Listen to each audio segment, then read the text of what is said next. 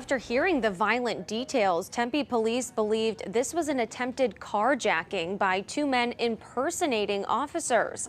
But I confirmed today the suspects were sworn police officers. What's not clear is if they were on duty that night for official police business or out on their own.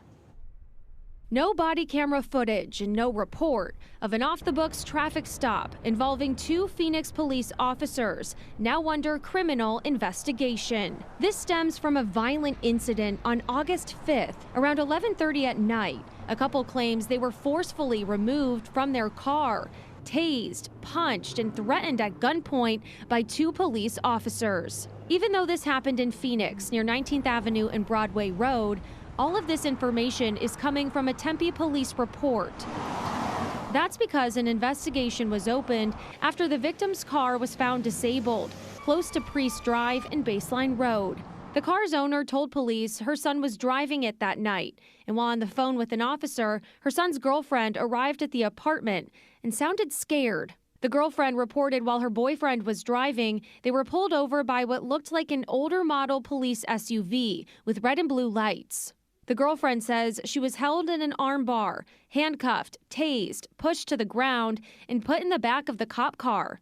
The police report says the officers also beat up and tased the boyfriend, pulled out some of his hair, and threatened to shoot him. But he was able to get back in his car and drive away. The two officers then let the girlfriend go, and she walked about an hour home.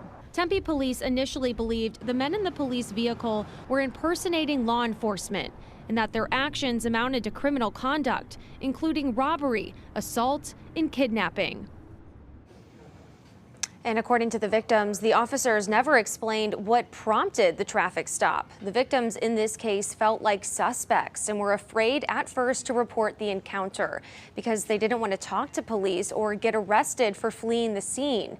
Phoenix police say the two officers are on administrative leave and the subjects of a criminal investigation. This is just a wild story. So how are those victims doing tonight?